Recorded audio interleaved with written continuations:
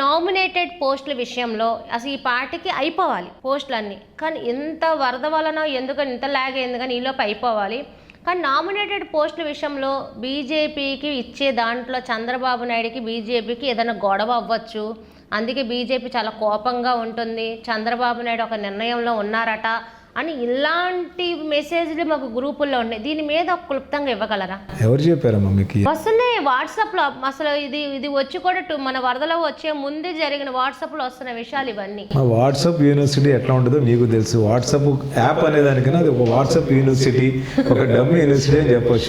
ఎందుకంటే వాళ్ళకి నచ్చినట్టు వాళ్ళు రాసుకునే అధికారం ఉంది కాబట్టి ఎవరి ఊహల్ని వాళ్ళు దాంట్లో ప్రజెంట్ చేసేదే వాట్సాప్ యూనివర్సిటీ. వాట్సాప్లో ఉండేది వాటిని అన్ని పూర్తిగా ఖండిస్తున్నాము. అవన్నీ కూడా అబద్ధము, తప్పు. ఎక్కడా కూడా ఎన్డీఏ గవర్నమెంట్లో ఉన్న మాకు అట్లానే జనసేన వాళ్ళకి టీడీపీ వాళ్ళకి ఎక్కడా కూడా ఎటువంటి భేదాభిప్రాయం లేదు. అందరం చక్కగా మాట్లాడుకుంటున్నాము, అందరం సమిష్టిగా పనిచేస్తున్నాము. అట్లనే నామినేటెడ్ పోస్టులు ఏదైతే ఉన్నాయో అది కూడా ఒక కమిటీ ద్వారానే మేము ఫిల్ చేసుకుంటున్నాము.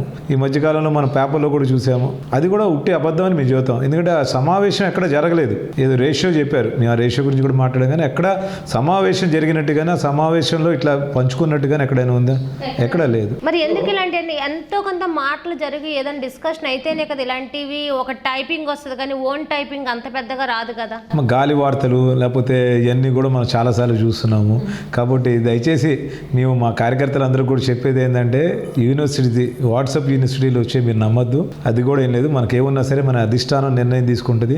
3 పార్టీల అధిష్టానం ఎప్పటికప్పుడు సమావేశం అయ్యి ఈ రాష్ట్ర భవిష్యత్తు ఎట్లా ఉండాలి, రాష్ట్రంలో జరగాల్సిన కార్యక్రమాలు ఏంటి, పెండింగ్ కార్యక్రమాలు ఏంటి అనే వాటి మీద కూడా చర్చించుకుంటూ ఉంటుంది. అట్లానే ఈ నామినేట్ పోస్ట్ నుంచి కూడా అధిష్టానం ఒక నిర్ణయం తీసుకుంటుంది. దాని ప్రకారం వెళ్తాం తప్పితే ఎక్కడ కూడా మాకు డిస్టర్బెన్స్ లేదు. భారతీయ జనతా పార్టీ కార్యకర్తలకు కానీ నాయకులకు కానీ అధిష్టానికి ఎటువంటి కోపతాపాలు అయితే లేవు. మరి ఏమీ లేవన్నప్పుడు నియోజకవర్గాలలో ఎమ్మెల్యే ప్రెస్ మీట్లు పెడుతున్నప్పుడు బీజేపీ జనసేన నాయకులు ఎందుకు మాట్లాడట్లేదు? ఒక పెళ్లికి వచ్చి అక్షంతలు వేసినట్టు ఎందుకు వెళ్ళిపోతున్నారు? అదేంటమ్మా, మేము ప్రతి ఇంటర్వ్యూలో కూడా మనం చూస్తే భారతీయ జనతా పార్టీ నాయకులు మాట్లాడుతున్నారు, జనసేన పార్టీ నాయకులు మాట్లాడుతున్నారు, ఆ తర్వాత అక్కడ ఉండే స్థానిక నాయకులు ఎమ్మెల్యేలు మాట్లాడుతున్నారు. మాకు తగిన ప్రాధాన్యత ఇస్తున్నారు ప్రతి కార్యక్రమంలో. మరి ఎందుకు మాట్లాడట్లేదు? ఎక్కడ మాట్లాడలేదు మీరు ఒకసారి చెప్పండి. అంటే ఇప్పుడు కూటమి పరంగా చూసుకుంటే ఇన్ఛార్జులు జనసేన ఇన్ఛార్జులు, బీజేపీ ఇన్ఛార్జ్ అండ్ ఎమ్మెల్యే శాసనసభ్యులు ఉంటారు. మరి ముగ్గురు కూటమి పరంగా విన్ అయినప్పుడు ఇద్దరు త్యాగం చేస్తేనే ఇంకొకరు సీట్ అనేది ఉన్నమాటే. అలాంటి ముగ్గురు మాట్లాడుతుంది, మీరు అందరితో పాటు ఇలా నుంచొని ఉంటున్నారు, ఏం చెప్పట్లే అంటే మీతో వాళ్ళు డిస్కషన్ చేయట్లేదా? అదే మీకు ఎవరికి మాట్లాడడం రావట్లేదు. ఇది ఎప్పుడు రెగ్యులర్గా జరుగుతుంది అన్నట్లు, కానీ ఒక్కసారి జరిగినా 10 మంది మాట్లాడుకుంటారు.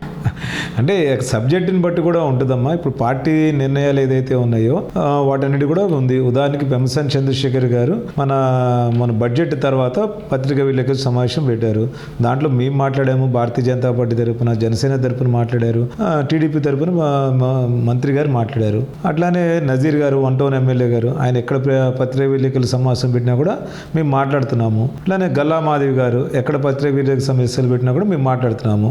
ఏదైతే ఒక కార్యక్రమం అయిపోయిన తర్వాత పత్రికా విలేకరులు వచ్చి 1-to-1 మైక్ పెట్టి మాట్లాడిన సందర్భాల్లో మేము ఎక్కడో దూరంగా ఉంటామో లేదా పక్కన ఉంటామో జరుగుద్ది. కాబట్టి ఆ సన్నివేశాలు తప్పితే పత్రికా విలేకరుల సమావేశం మటుకు తగిన ప్రాధాన్యత ఉన్నది, తగిన గౌరవం ఇస్తున్నారు. ఆ సబ్జెక్ట్ కూడా ముగ్గురు మాట్లాడుతున్నాము, ఎక్కడ మా డిస్టర్బెన్స్ అయితే లేదు. ఇప్పుడు ఈ వరద ఎక్కడికెక్కడ చూస్తుంటే వరదలు పెరిగిపోయింది. అంటే వర్షం ప్రకృతి విలయదండం ఎవరు ఆపలేంది. మరి ఈ 7 నియోజకవర్గాల్లో మరి ఏ నియోజకవర్గాల్లో మీరు కూడా కూటమి పరంగా వర్క్ చేశారు, సేవలు అందిస్తున్నాం? అన్ని నియోజకవర్గాల్లో ఏదైతే కృష్ణా జిల్లాలో ఏదైతే వరద ప్రాంతం ఉందో అక్కడ భారతీయ జనతా పార్టీ విజయవాడ శాఖ ద్వారా మేమంతా వర్క్ చేస్తున్నాం. అట్లా మా ఆర్ఎస్ఎస్ వాళ్ళు చేస్తున్నారు సేవా కార్యక్రమాలు. అందరూ మా యువమోర్చా కుర్రోళ్ళు అందరూ కూడా అక్కడ విజయవాడ వరద బాధితులకు వెళ్ళి సాయం చేస్తూనే ఉన్నారు. మేము కూడా ఎందుకు వెళ్ళలేదు అనే దానికి ఇక్కడ గుంటూరు జిల్లా నుంచి ఏదైతే మన కాకుమాను మండలంలో నల్లమడ వాగు ఉధృతంగా ప్రవహించి అక్కడ పంట పొలాలు పాడైపోయినాయో ఆ ప్రాంతం వెళ్ళి సందర్శించి అక్కడ ఎంఆర్ఓ గారితో కూడా మాట్లాడి అక్కడ ఏదైతే గత వైసీపీ ప్రభుత్వం పూడిక తీయకపోవటం, నీళ్లు వెళ్ళే మార్గం సరిగా లేదు, దానిని వీళ్ళు రిపేర్ చేయకపోవడం వల్ల కూడా అక్కడ పొలాలు మునిగినాయి. ఆ ప్రాంతం అంతా కూడా మేము సందర్శించాము, అక్కడ ఎంఆర్తో మాట్లాడాము. తక్షణం ఆయన చర్యలు తీసుకొని ఆ నీళ్లు పోయేటట్టు చేశారు పొలాల్లో. అట్లానే చేబ్రోలు మండలంలో కూడా అంతా మేము పర్యటించాము. ఎక్కడైతే ప్రాబ్లం ఉందో అక్కడ అందరూ నాయకులు ఒకే చోట అక్కర్లేదు, చాలా చోట్ల మన ఎఫెక్టెడ్ ఏరియా ఉన్నాయి కాబట్టి ఒక్కొక్కరు ఒక్కొక్క ప్రాంతం ఎన్నుకొని మేము చేసాము. గుంటూరు జిల్లాలో ఎఫెక్టెడ్ ఉన్న కాలనీలు ఉన్నాయి, ఆ కాలనీలకి వెళ్ళి మేము చూసి వచ్చాము. చేబ్రోలు ఏరియా, పొన్నూరు ఏరియా వెళ్ళి చూసి వచ్చాము, కాకుమాన్ ఏరియాలో చూసి వచ్చాము, మన మంగళగిరి ఏరియా వెళ్ళి చూసి వచ్చాము. అన్ని చోట్ల కూడా మేము చేసాము, అన్నీ చూసి వచ్చాము. అక్కడ ఉన్న అధికారులు కూడా తగిన సూచన చేశాము. అధికారులు కూడా ఎక్కువ శాతం విజయవాడగా కార్యక్రమంలో ఉన్నారు కాబట్టి మిగతా సిబ్బందితో మేము మాట్లాడంగానే తక్షణం పరిష్కరించారు సమస్యలన్నీ.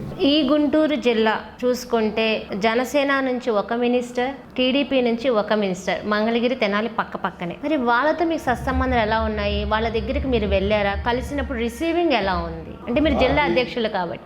భారతీయ జనతా పార్టీ అధ్యక్షుడిగా అయినా సరే, లేకపోతే పార్టీ కార్యకర్త అయినా సరే, 7 నియోజకవర్గాల్లో తగిన ప్రాముఖ్యత ఇస్తున్నారు, గౌరవం ఇస్తున్నారు. మరి గుంటూరు జిల్లా టీడీపీ జిల్లా అధ్యక్షుడిగా ఉన్న శ్రావణ్ కుమార్ గారు కానీ, పార్టీలో సెకండ్ పొజిషన్ ఉన్న నారా లోకేష్ గారు, జనసేన పార్టీలో సెకండ్ పొజిషన్లో ఉన్న నాదెళ్ల మనోహర్ గారు కానీ, అట్లానే సీనియర్ నాయకులు దూలిపాల నరేంద్ర గారు కానీ, అట్లానే గుంటూరు జిల్లా ఇన్ఛార్జిగా ఉన్న మహమ్మద్ నజీర్ గారు కానీ, గల్లా మాధవి గారు కానీ, 7గురు కూడా భారతీయ జనతా పార్టీ నాయకులకి, కార్యకర్తలకి, చిన్న స్థాయి కార్యకర్తలైనా కూడా పనులు చేసి పెడుతున్నారు.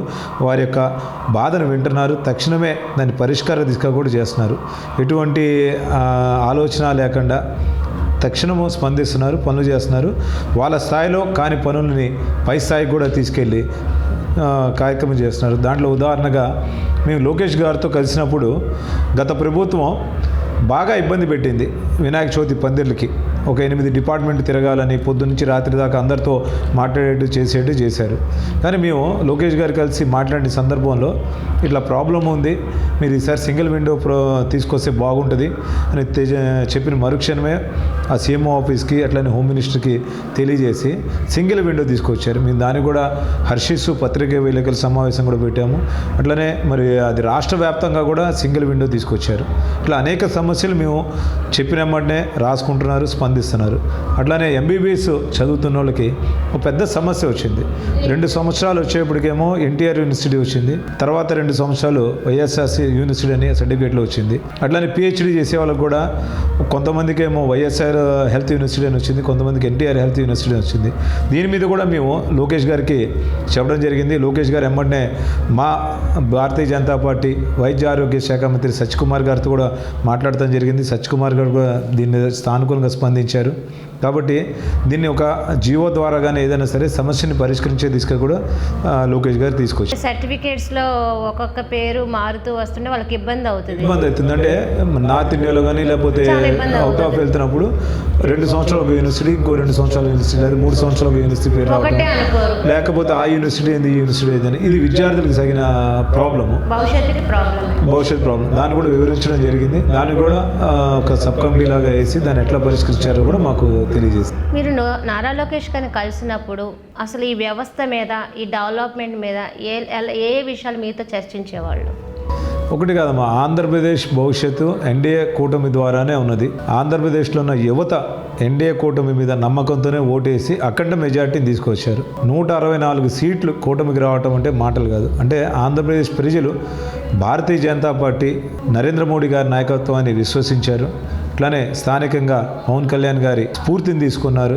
చంద్రబాబు నాయుడు గారి ఒక ఆలోచనని, ఆయన సీనియారిటీని కూడా లెక్కేసుకొని ముగ్గురు కలయిక త్రివేణి సంగమం అంతా పవిత్రమైనదిగా భావించి దుర్గమ్మ చేతిలో ఉన్న త్రిశూలంకి 3 శూలాలు ఎట్లా ఉంటాయి అట్లా అవినీతిని పారదోలాలి, అట్లానే అభివృద్ధి కావాలనే కాంక్షతో మాకు 164 సీట్లు ఇవ్వడం జరిగింది. ఆ 164 సీట్లతోనే మేము ఇప్పుడు గవర్నమెంట్లోకి వచ్చి 100 రోజులు కూడా కాలేదు. ఇవాళతో చూసుకుంటే మేము అనేక రకాల ప్రక్షాళన చేసుకుంటూ అభివృద్ధి కార్యక్రమాలకి నాంది పలుకుతూ వచ్చాము. దీనికి అనేక ఉదాహరణలు మన దగ్గర ఉన్నాయి. వాటితో పాటు ఏదైతే ప్రజల నుంచి అర్జీలు వస్తున్నాయో వాటిని కూడా ఇక్కడ ఉన్న స్థానిక శాసనసభ్యులతో పాటు ఎంపీ పెంబసాని చంద్రశేఖర్ గారు కూడా తక్షణం స్పందిస్తూ ప్రజలకు అందుబాటులో ఉంటూ ప్రజల మేలు కోసమే పనిచేస్తున్నారు. ఇసుక పాలసీ అవ్వచ్చు, మద్యం పాలసీ అవ్వచ్చు, ఇవి కూడా రాష్ట్ర స్థాయి సమస్యలు కాబట్టి వాటి మీద కూడా తక్షణం స్పందిస్తున్నారు.